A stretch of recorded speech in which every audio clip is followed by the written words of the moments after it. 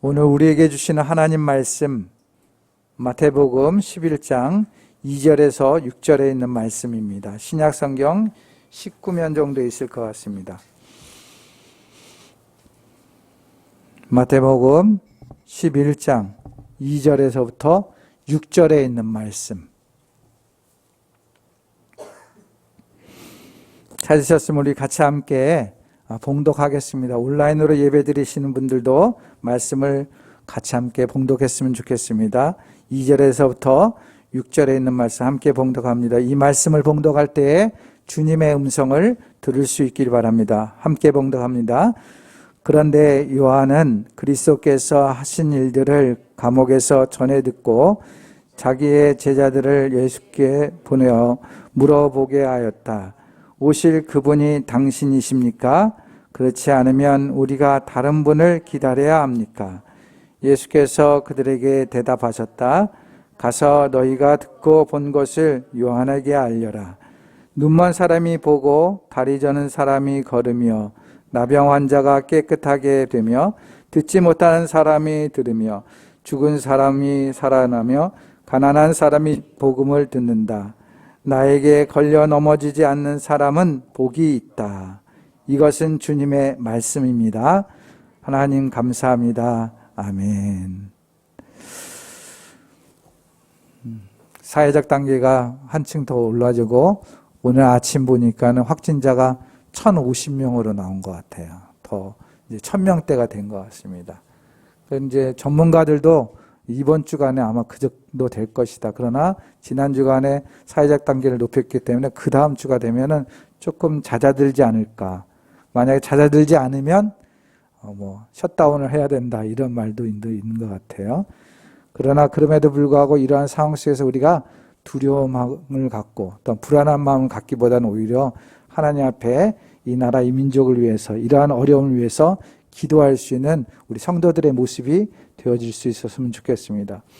남양주 시청에서 전화가 와서 어쨌든 우리 교회 이제 방역 상황에 대해서 얘기하시고 또한 비대면으로 또한 최소한의 인원으로 예배드릴 걸 권고했어요. 그리고 목사님도 설교하실 때 마스크를 써야 됩니다. 만약에 마스크를 쓰지 않고 이게 외부에 유출된 방송 가운데서 그런 상황이 벌어지면 제재 조치를 가합니다. 이렇게 위협을 하셔서 겁나가지고 마스크를 썼어요. 소리가 조금 이제 둔탁하더라도 이해하시고 말씀을 드렸으면 좋겠습니다. 호랑이는 죽어서 가죽을 남기고 또한 사람은 죽어서 이름을 남긴다라는 옛 속담이 있죠. 그리스도인들은 마찬가지로 살아가는 순간 또한 삶을 다한 순간에도 사람들 가운데 역사 가운데 하나님 앞에서 평가를 받을 수밖에 없는 것입니다.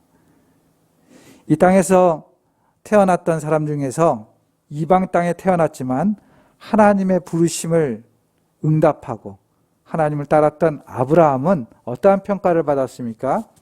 하나님의 벗이다, 하나님의 친구다라는 그러한 인정을 받았어요.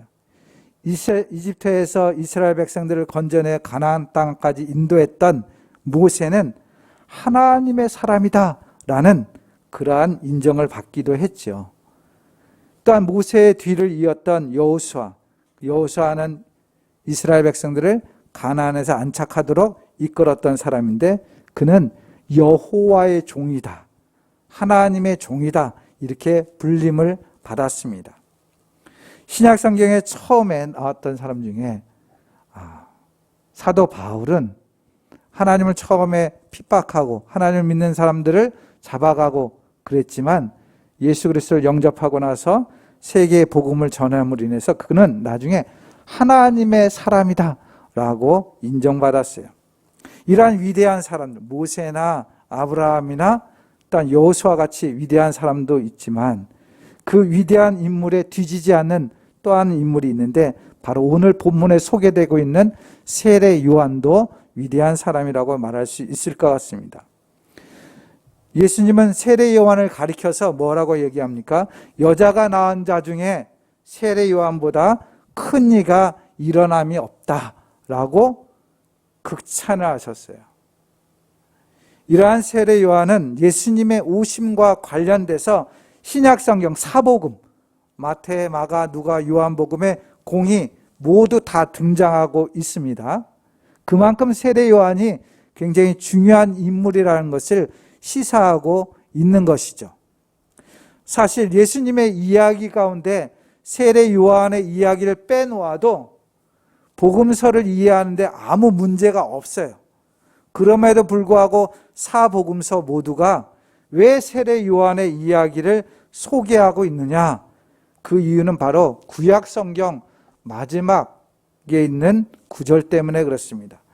말라기서 4장 5절에서 6절 말씀 화면에 나와 있죠? 같이 함께 읽어보도록 하겠습니다. 시작.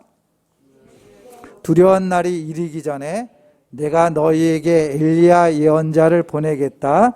그가 아버지의 마음을 자녀에게로 돌이키고 자녀의 마음을 아버지에게로 돌이킬 것이다.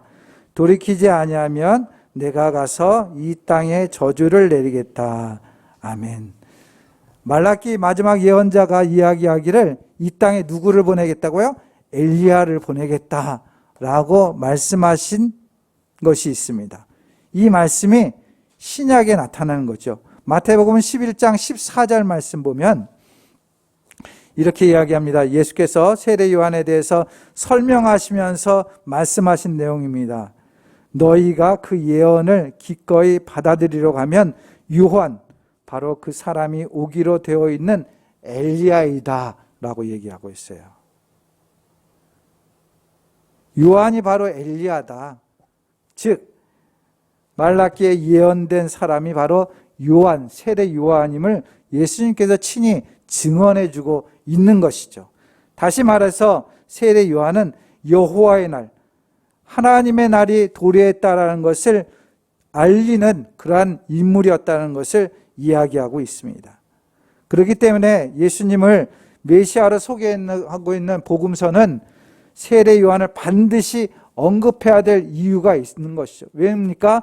예언된, 말라기에 예언된 사람이 세례 요한이다. 세례 요한은 누구를 증거하러 왔습니까?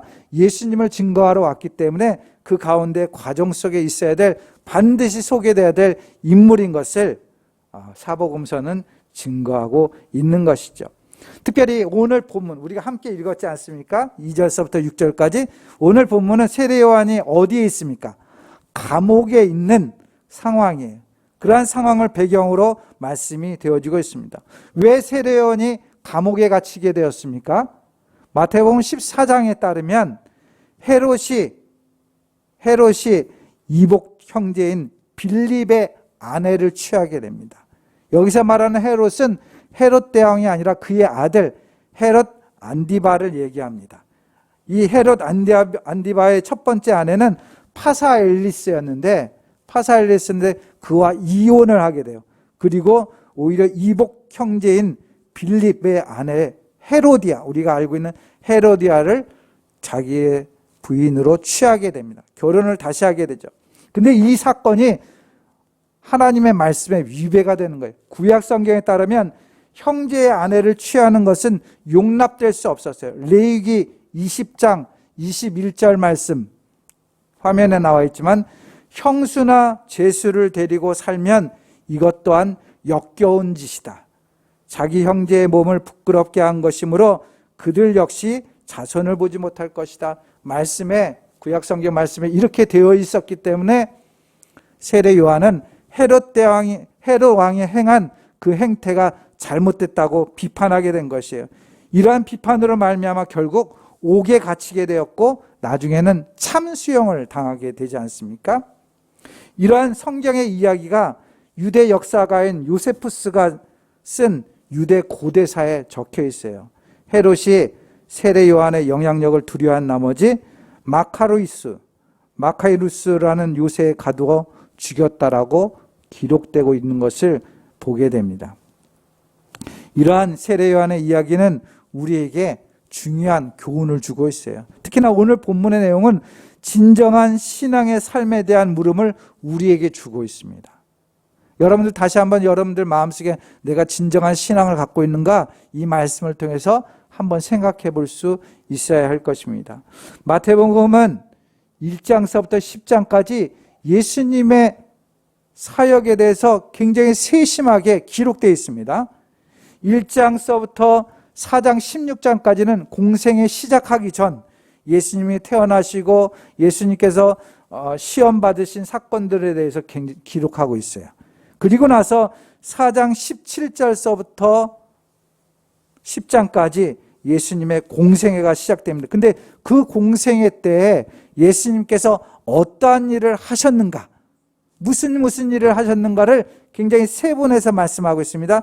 그 말씀이 4장 23절, 마태복음 4장 23절에 보면 예수님이 가르치셨다, 그리고 사람들을 고치셨다, 그리고 하나님의 말씀을 전파하셨다, 이 세 가지로 말씀하고 있는 것을 보게 됩니다. 이 말씀을 토대로 5장서부터 10장은 그 이야기들을 세분해서 이야기합니다. 5장서부터 7장까지는 가르치심에 대해서, 산상수훈을 말씀하지 않습니까? 가르치신 예수님을 보여주고 있어요. 8장서부터 9장까지는 치유하시는, 고치시는, 환자들을, 병자들을 낫게 하시는 그런 기적의 사화들이 있습니다. 그리고 마지막 10장에 가서는 전파하세요. 제자들을 세우셔서 말씀을, 복음을 전파하시는 거예요. 그래서 예수님의 사역이 무엇이냐? 세 가지를 이야기한 거예요. 가르치시고, 그리고 고치시고, 그리고 전파하셨다. 이것을 굉장히 조직적으로 짜임새 있게 이야기해 주고 있습니다. 그리고 나서 이렇게 예수님에 대해서 말씀하고 나서 되어진 사건이 뭡니까? 바로 오늘 11장의 세례 요한의 사건이 되어지고 있다는 거예요. 10장을 끝내고 세례 요한의 사건이 이어지는 이유가 뭐냐? 오늘 본문 3절 말씀입니다. 같이 함께 다시 한번 읽도록 하겠습니다. 3절 말씀 시작.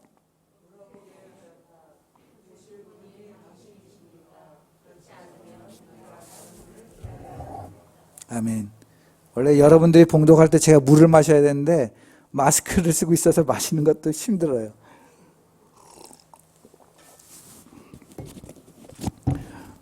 원래 이 물음은 복음서 안에서 세례 요한이 제자들을 시켜서 예수님한테 가서 물어봐라.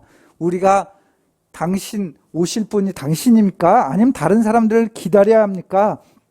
한번 물어보고 와라. 감옥에 있는 세례 요한이 제자들을 시켰어요. 근데 우리가 좀 더 묵상해 보면 이 질문이 바로 복음서를 읽고 있는, 우리와 같이 그 당시에 복음서를 읽고 있는 독자들에게 마태가 던지는 질문이에요. 즉 우리가 마태복음 1장서부터 10장까지 누구의 이야기를 듣고 있어요? 예수님께서 가르치셨고 고치셨고 또한 전파하셨습니다. 그 이야기를 들은 독자에게 세례 요한의 질문에 대답을 할 수 있어야 돼요. 우리가 주님을 기다리는 것이 맞습니까? 그 주님이 우리가 맞습니까? 다른 사람이 맞습니까? 그렇게 질문하고 있는 것이에요. 그렇다면 왜 세례 요한은 제자들에게 예수님에 대해서 이러한 질문을 하게 되었을까요? 제자들에게 예수님께 이런 질문을 하도록 하게 했을까요? 세례 요한은 여러분들이 앞에서 들은 것처럼 위대한 인물입니다. 말라기 선지자가 예언한 그러한 인물이에요. 태어날 때부터 이미 예언된 인물입니다. 뿐만 아니라 모태 안에 있을 때부터 성령이 충만했다라고 누가복음은 기록하고 있지 않습니까? 충만해서 애가 뛰놀았다 이렇게 이야기하고 있어요. 그리고 그 아버지는 누굽니까? 사가랴라는 대제사장이었어요. 제사장 가문에 그런 혈통을 타고났어요. 그는 다른 사람들이 없는 출생에 대한 예언과 더불어 자세한 출생의 기록이 되어 있습니다. 또한 그는 선지자의 전승을 받아서 하나님의 사역을 감당했던 분입니다. 그리고 사역 첫 번째부터 그 위험 있는 선포 때문에 많은 사람들이 몰려왔습니다. 세리도 군인들도 와서 그 권위 앞에 다 엎드렸어요. 우리가 무엇을 해야 됩니까? 지난번에 설교했지 않습니까? 우리가 무엇을 해야 됩니까? 라고 다 엎드려서 그에게 조언을 구하고 신앙으로 바르게 설 것을 요청하고 있는 모습들을 보게 됩니다. 무엇보다도 세례 요한은 예수님과의 관계 안에서 자신이 누구인지 알았어요. 자신이 누군지. 나는 광야에서 외치는 사람이다. 내가 그리스도가 아니다. 라고 분명히 자신의 정체성을 알았어요. 그분이 오셨을 때 나는 그분의 끈을 매기도 어려운 사람이다. 그런 존재다. 라고 이야기했습니다. 그러면서 그는 예수님에게 세례를 베풀었어요. 당연히 이러한 세례 요한 주변에는 많은 사람들이 따랐죠. 그를 따른 제자들도 있습니다. 이렇듯 세례 요한은 태어나서부터 그의 사역에 이르기까지 흠결 하나 없는 주목받는 인물이었어요. 위대한 사람이었습니다. 근데 오늘 본문의 질문은 예수님에 대한 신뢰, 믿음이 흔들리고 있는 것을 보게 됩니다. 그에게는 확신을 자신할 수 없었어요. 의심이 일어나게 됩니다. 그의 고민이 얼마나 컸던지 그는 제자들을 예수님께 보내면서 오실 그이가 당신입니까? 우리가 다른 일을 기다려야 됩니까? 이런 질문을 하고 있는, 예수님에 대해서 분명히 증거했던 사람인데 오히려 그 안에 믿음이 사라지고 의심하게 된 것이에요. 왜 이렇게 됐을까? 왜 이렇게 됐을까? 크게 두 가지로 설명되고 있습니다. 첫 번째는 예수님이 보여주신 그 메시아적인 그러한 삶과 세례요한 자신이 생각했던 메시아는 이런 것이다라고 생각했던 그 생각과는 차이가 있었어요. 무슨 이야기냐면 세례 요한은 메시아를 이해했을 때 이 땅에 오신 메시아는 어떤 메시아냐? 심판하시는 분으로 생각했어요. 마태복음 3장 12절 말씀 이렇게 기록되어 있습니다. 보십시오. 그는 손에 키를 들고 있으니 타작마당을 깨끗이 하여 알곡은 곳간에 모아들이고 쭉정이는 꺼지지 않는 불에 태우실 것이다. 뭔가 깨끗이 청소할 거예요. 뭔가 다 새롭게 정리할 거예요. 악한 것은 다 악하게 다 심판하고 선한 건 선한 것대로 다 모을 거야.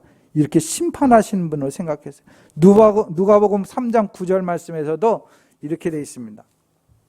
도끼는 이미 나무 뿌리에 갖다 놓으셨다. 그러므로 좋은 열매를 맺지 않는 나무는 다 찍어서 불 속에 던지신다. 심판하는 것이죠. 다 불 속에.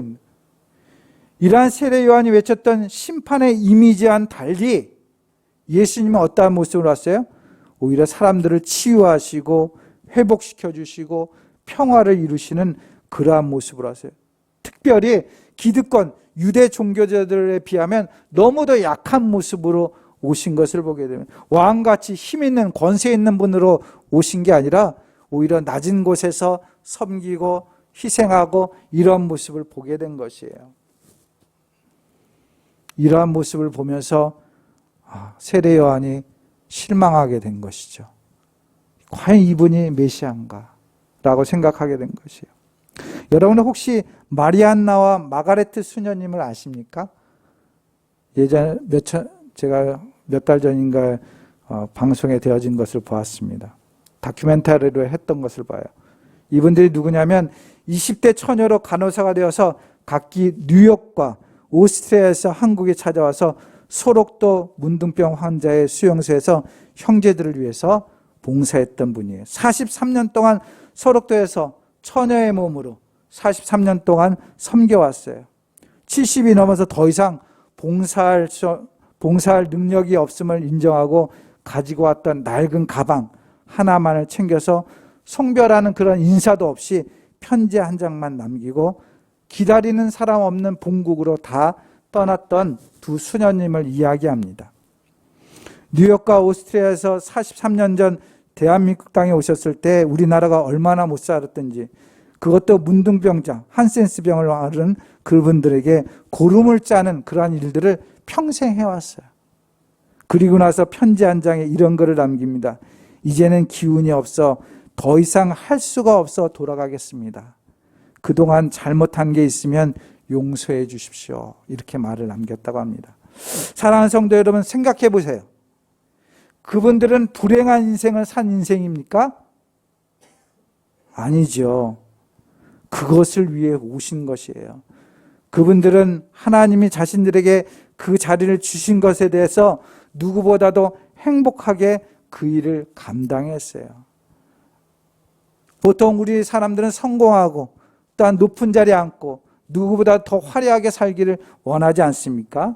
근데 이 두 수녀님은 가장 연약하고 가장 힘든 사람들 앞에 평생 이루었어요. 그리고 대접받지 않았다도 그는 오히려 용서해달라고 고백하는 그런 인생의 삶을 살았습니다.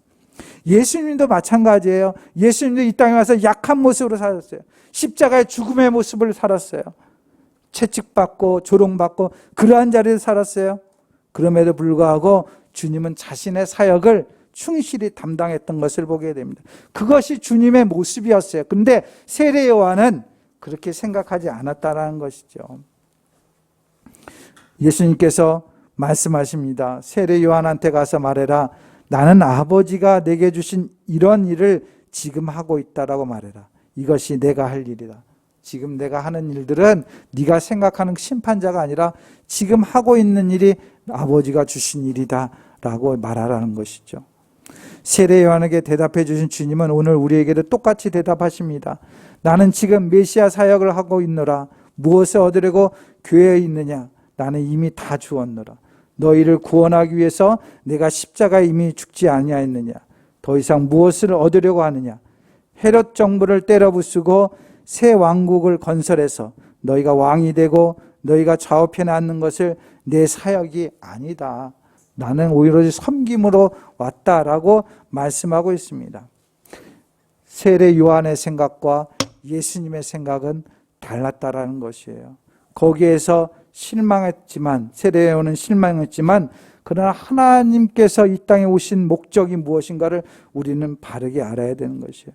우리가 성탄의 절을 맞이하게 됩니다. 성탄을 맞이하면서 예수님에 대해서 여러분들이 생각할 때 내가 기다리고 있는 예수님은 어떤 예수님이십니까? 한번 생각해 볼 수 있기 바랍니다. 내가 원하는 주님이 아니고 이 땅에 구원의 소망을 주시기 위해서 오신 그 주님, 그 진리를 바르게 알 수 있는 그런 성탄의 계절이 될 수 있기를 바랍니다. 두 번째로는 왜 이렇게 실망하게 됐느냐? 생각이 달랐다고 그랬지 않습니까? 예수님의 메시아 상에 대해서 달랐다고 첫 번째 이야기했지만 두 번째는 그 자신에게 일어난 문제 때문에 그렇습니다. 세례 요한은 누구보다도 하나님의 뜻에 순응하며 살았습니다. 하나님과 이스라엘을 위해서 모든 것을 포기한 사람이에요. 당연히 그는 거기에 따르는 보상을 받아야 할 사람이었어요. 그러나 현실은 어떻습니까? 열심히 주의 복음을 전하고 예수님의 길을 예배한 사람인데 우리가 생각하면 그 사람은 축복받아야 되고 그 사람은 하나님의 은혜를 받아야 되고 더 잘 돼야 되지 않습니까? 그러나 그에게 당면한 현실은 뭐예요? 복음을 전하고 불의에 타협하지 않은 그에게 주어진 보상은 무엇입니까? 내일이 없는 감옥행이었어요. 열심히 주의 일을 했는데 최선을 다했는데 불의를 보고서 정의를 외쳤는데 그에게 주어진 일은 행복한 삶이 아니라 오히려 감옥행이었다는 것이에요. 이러한 상황에서 처한 그를 향해 많은 사람들은 조롱할 수 있습니다. 아유, 하나님 믿는 사람이 저렇게 됐어. 제자들도 의심할 수 있어요. 내가 따랐던 스승님이 어떻게 저렇게 될 수 있지? 오로지 하나님 일을 했는데 그렇게 볼 수도 있어요. 당신이 오실 그이가 아니었던가? 다른 사람을 기다려야 했던가? 그런 마음의 고민이 생겼을 것입니다. 내가 열심히 왔는데 내가 이루려고 주님의 일을 했던가? 이런 고민이 생기지 않겠습니까? 그만큼 헌신의 대가가 내일이 없는 감옥이라는 사실에 그의 마음은 어쩌면 분노할 수도 있고 후회할 수도 있고 원망으로 가득 찰 수도 있었을 것입니다. 여러분들 생각해보세요. 여러분들 교회 열심히 하고 봉사하고 직분 가지고 기도하고 예배 잘 드리고 했는데 나의 가정과 나의 삶에 봤을 때 억울한 일, 힘든 일이 생기면 어떻습니까? 나는 이렇게 믿었는데 하나님이 고작 이것밖에 나에게 주는 거 없는가? 그런 생각이 들 수도 있지 않겠습니까? 바로 세례 요한도 그러한 마음을 잠깐 들었을 것 같습니다. 불신과 부정의 회의가 왔을 것이에요. 이러한 두 가지의 공통점은 뭡니까? 내 생각에는 메시아가 이룰 것이야. 내 생각엔 내가 열심히 일하면 복 받을 것이야. 이건 다 내 생각이에요.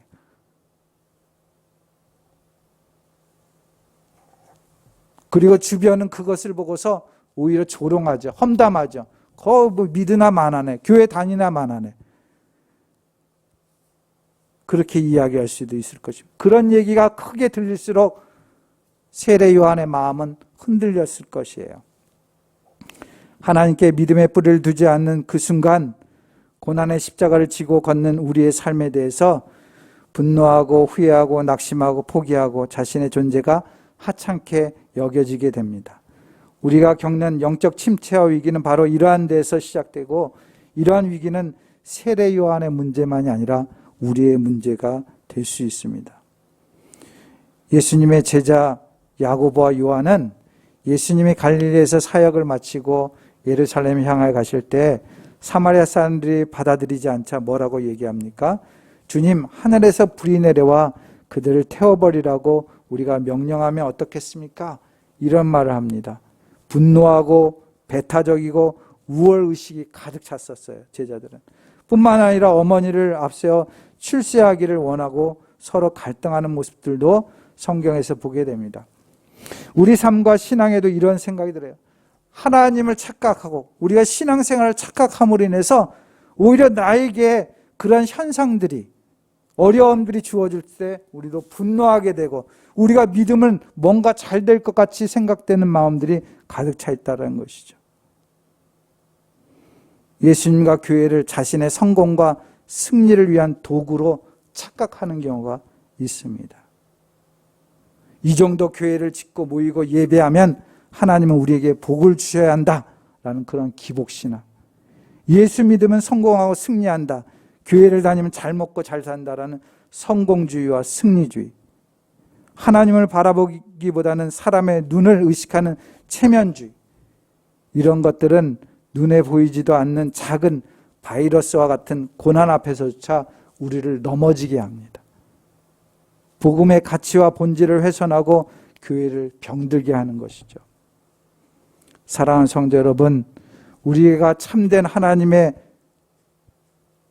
은혜와 그 구원의 역사를 바라볼 수 있기 바랍니다. 내 생각과 내 판단대로 주님의 신앙을 따라 살기보다는 하나님이 오늘날 나에게 원하시는 믿음이 무엇인가를 생각할 수 있어야 돼요.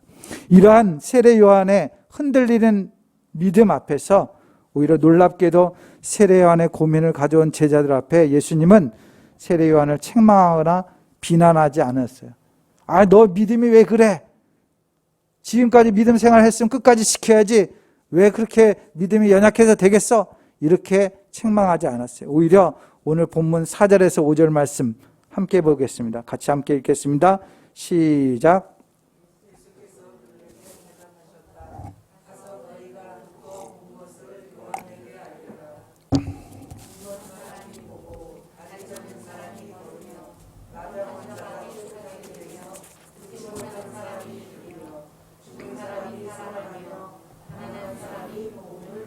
아멘. 제자들에게 가서 너희가 듣고 본 것을 요한에게 알려라 라고 말씀하시면서 요한을 위로하고 확신 가운데 거하도록 이야기하고 있는 것이죠. 그리고 제자들이 돌아간 후에 세례 요한을 위한 그 변론을 하고 있어요. 제자들이 돌아간 다음에 예수님께서 세례 요한에 대해서 얘기합니다. 14절 말씀 앞에서 제가 얘기했지만 여자가 낳은 자 중에 세례자 요한보다 큰 이가 일어남이 없도다 라고 칭찬하고 있습니다. 시편의 많은 시가 어찌하여로 시작됩니다. 어찌하여. 그렇게 시작되는 탄식시가 많아요. 시편에는. 이 탄식은 불신과 원망처럼 보이기도 합니다. 그러나 하나님을 향한 탄식과 원망조차도 하나님은 믿음으로 간주하고 응답하신다는 것이죠. 세례 요한이 가장 의심하고 있는 순간에 정죄하지 않으시고 가장 큰 칭찬과 평가를 하십니다. 세례 요한은 스스로 애써 대답을 찾으려고 고민했음에도 답을 얻지 못해 감옥에서 뜬 눈을 지냈지만 제자들이 가져온 소식을 들으며 다시 확신을 갖게 됐어요.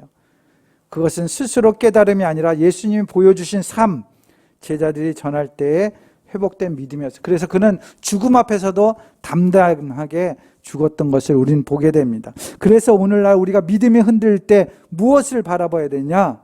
내 남은 한 조각의 그 생각조차도, 내 생각조차도 내려놓고 자신의 길을 끝까지 갈 수 있어요. 믿음의 길을 갈 수 있어야 돼요. 오직 주님을 기다리는 사람들의 마음속에 이미 자신의 원하는 메시아상이 있기 마련입니다. 그러나 이 자신의 생각을 조금씩 더 내려놓음으로 인해서 우리는 하나님으로부터 더 가까이 나아갈 수 있게 되는 것이죠. 우리에게 필요한 것은 다시 복음으로 돌아가는 것이에요. 다시 하나님 말씀 앞에 서는 것이에요. 세례 요한이 주님의 말씀을 듣고 새롭게 마음을 다지고 죽음을 담대하게 맞이했던 것처럼 오늘날 우리에게 있는 문제를 원망하고 불신하기보다는 하나님을 다시 한번 생각할 수 있기 바랍니다. 예수님을 찾고 또한 예수님을 통해서 주님의 십자가를 통해서 우리의 믿음을 견고히 세워나갈 수 있는 그런 대림절 기간이 될 수 있기를 바랍니다. 인간은 살아가면서 때로는 여러 가지 의심이 들 수 있어요. 어려운 문제가 닥치면 더욱더 내 마음에 번민이 생기고 회의가 있게 됩니다. 그럼에도 불구하고 주님께서 원하시는 것은 그 속에서 진정한 주님을 바라보기를 원하고 주의 말씀 앞에 주의 말씀을 더 깨닫고 나아가길 원하고 계십니다. 고린도전서 15장 58절 말씀 분명히 말씀하고 있습니다. 사도 바울을 통해서 그러므로 나의 사랑하는 형제 자매 여러분 굳게 서서 흔들리지 말고 주님의 일을 더욱 많이 하십시오. 사랑하는 성도들, 우리가 대림절을 맞이했습니다. 이 대림절을 맞이하면서 무엇을 바라보고 무엇을 생각하고 있습니까? 오히려 이 대림절을 통해서 우리에게 오신 예수님을 다시 한번 깊게 생각하고 그 예수님을 통해서 내 믿음을 다시 한번 점검해보고 어떠한 문제가 있을지라도 흔들리지 않고 더욱 주님 앞에 바르게 서갈 수 있는 그런 성도들의 삶이 될 수 있기를 주님의 이름으로 축원드립니다. 기도하겠습니다. 사랑과 은혜가 많으신 아버지 하나님, 오늘 세례 요한을 통해서 우리의 믿음을 다시 한번 생각하게 됩니다. 세례 요한은 주님의 길을 예비했던 사람이고 예수 그리스도를 증거했던 사람임에도 불구하고 자신의 현실 속에서 자신의 생각한 대로 예수님의 모습이 보이지 않고 또한 자신의 현실 속에서 자신의 문제, 어려움을 왜 이런 문제가 있을까 고민함으로 인해서 믿음이 흔들렸던 것을 보게 됩니다. 우리도 교회를 다니지만 예수님을 믿는다고 하지만 우리 현실 속에 있는 많은 어려움을 통해서 오히려 우리 믿음이 연약해지고 또한 믿음이 없는 것처럼 보일 때가 많습니다. 하나님, 그럴 때일수록 우리가 회의하고 낙심하고 절망하기보다는 오히려 다시 한번 말씀 속에서 나타나는 주님을 바라보고 신앙으로 더욱 견고히 서서 하나님의 일을 향해서 힘써 나아가는 저희들 될 수 있도록 인도하여 주옵소서. 하나님 앞에 나아갈 때 하나님 진실로 이 대림절 주간이 하나님의 은혜를 더 풍성히 경험하고 하나님 앞에 영광 돌리는 귀하고 복된 기간이 될 수 있도록 우리 성도들의 삶을 지켜주시고 인도하여 주시옵소서. 감사하고 예수님의 이름으로 기도드립니다. 아멘.